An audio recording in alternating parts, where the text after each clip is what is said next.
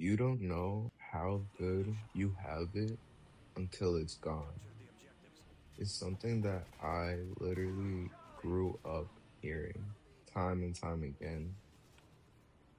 That's probably going to end up being a theme for my channel because it's been a reoccurring theme in my life personally. Um, like for example, one story that's just been like eating me up recently. It's been um and I could make a whole series about this, but this car that I had, for example, it was not to get into too much detail, but it was a four-cylinder Supra, actually. And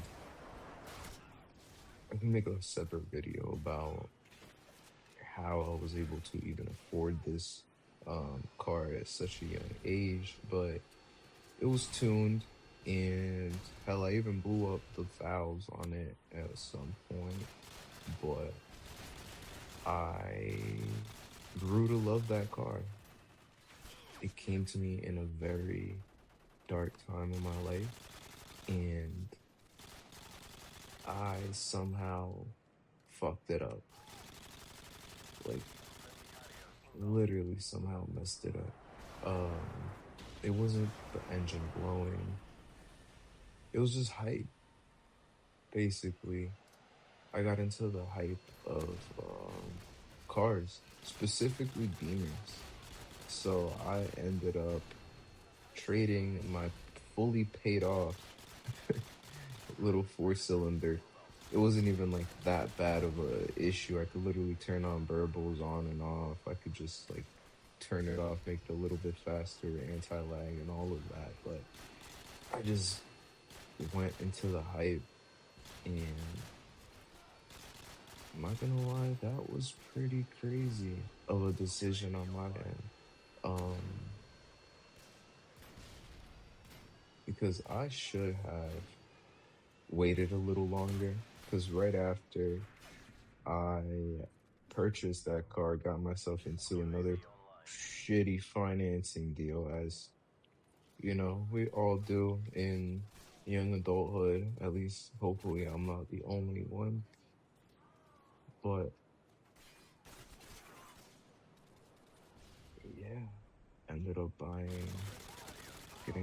ended up getting myself into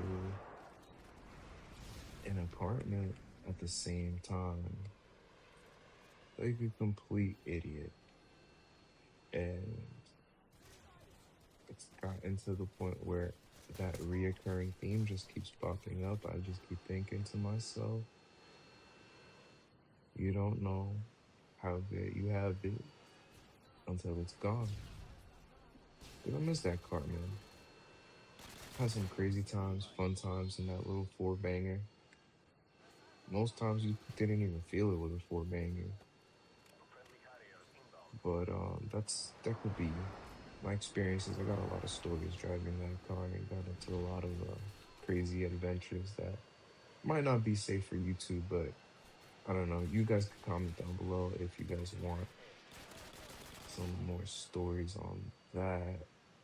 But yeah, just got to a point where it felt like having the car with the things that I did with it, it felt like on some GTA shit.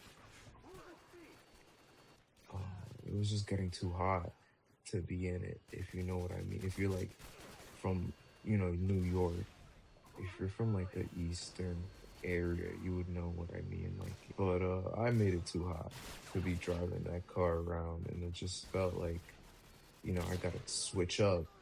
Um, but it ended up not being a favorable switch. I mean, now all I want to do is just turn back time, get my title back, get my super back, but that car is with somebody else now. That car recently sold, and anyways, I would have been cooked financially. My credit right now is financially cooked. because I decided to ship this car all the way from California, the East Coast, New York, which is great. So, yup, basically, credit cooked, finances cooked. I mean, it's great. But, yeah, no, obviously not really. But, you don't know how good got it until it's gone. So, I'm telling you, dude, this thing was sick.